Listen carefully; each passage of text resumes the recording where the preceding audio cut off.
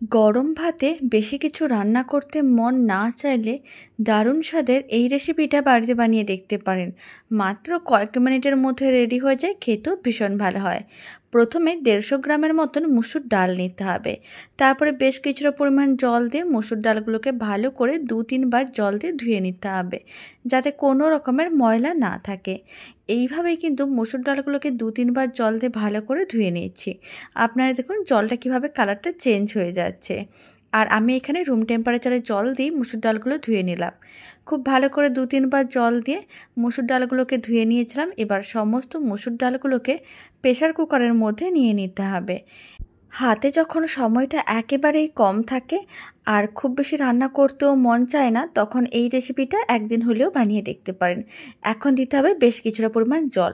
মুসুর ডালগুলো ডুবে একটুখানি উঁচু হয়ে থাকবে জল, ঠিক এইভাবেই জলটা দিতে হবে।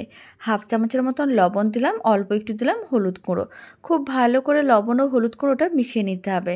তারপরে অল্প করে একটু সর্ষের তেল দিতে হবে। প্রেসার কুকারের ঢাকনাটা বন্ধ করে 2টো সিটি দিয়ে দিতে হবে। তাহলে এই মুসুর ডালগুলো ভালো করে সেদ্ধ হয়ে যাবে আর কোনো রকম জলও থাকবে না। এদিকে আমি মুসুর ডালটা সেদ্ধ করে নেওয়ার পরে একটা কড়াইকে গ্যাসের ওভেনের উপরে বসিয়ে দিয়েছিলাম। 2 চামচের মতন সর্ষের তেল দিয়ে দিলাম। আর আমি একটা বড় কাশ্মীরি লঙ্কা নিয়েছি। আপনারা যে কোনো ধরনের শুকনো লঙ্কা নিতে পারেন। শুকনো লঙ্কাটাকে এইভাবে কয়েকটা টুকরো ছিঁড়ে নিয়েছিলাম। তারপর সমস্ত টুকরোগুলোকে গরম তেলের মধ্যে দিয়ে হালকা করে ভেজে নিতে হবে। তারপরে দিতে হবে ছোট এক বাটি, মানে একটু বেশি করে কুচনো পেঁয়াজ। খেতেও ভালো লাগে, দেখতেও ভালো লাগে। খুব ভালো করে কুচনো পেঁয়াজটাকে নাড়াচাড়া করে ভেজে নিতে হবে।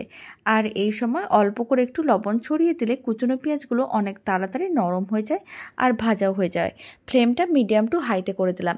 2 থেকে 3 মিনিট নাড়াচাড়া করে কুচনো পেঁয়াজগুলোকে বেশ লাল লাল করে ভেজে নিয়েছিলাম। এর থেকে আর বেশি লাল করে ভাজার দরকার নেই।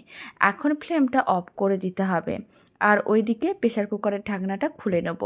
প্রেসার কুকারের ঢাকনাটা খুলে চেক করলেই আপনারা দেখতে পাবেন যে কোনো রকম জল নেই আর মসুর ডালটা ভালো করে সেদ্ধ হয়ে গেছে। তখন একটা হাতা নিতে হবে। হাতাটার সাহায্যে এইভাবে মসুর ডালগুলোকে ভালো করে ম্যাশ করে নিতে হবে। আপনারা দেখুন মসুর ডালটা ঠিক এরকম করেই সেদ্ধ করতে হবে, যাতে কোনো রকমের জল না থাকে, তাহলেই খেতে ভালো লাগবে। খুব ভালো করে ম্যাশ করে নিয়েছিলাম। এবার প্লেটটা নিতে হবে। একটা বড় সাইজের প্লেট বা যে কোনো একটা পাত্র নিতে হবে। তার মধ্যে পুরো সেদ্ধ করে নেওয়া মসুর ডালটা দিয়ে দিতে হবে। আর দিয়ে দিতে হবে ভেজে রাখা পেঁয়াজ ও শুকনো লঙ্কা। এখন সমস্ত কিছু একসঙ্গে ভালো করে মিশিয়ে নিতে হবে। আর এই মসুর ডাল মাখাটা গরম ভাতে খেতে ভীষণ ভালো হয়। আপনারাও বাড়িতে বানিয়ে দেখতে পারেন। বাড়িতে বানালে কমেন্ট বক্সে জানাতে একেবারেই ভুলবেন না খেয়ে আপনাদের কেমন লাগলো। রেসিপিটা শেষ পর্যন্ত দেখার জন্য অসংখ্য ধন্যবাদ। আর একদিন হলেও বাড়িতে বানিয়ে দেখতে পারেন।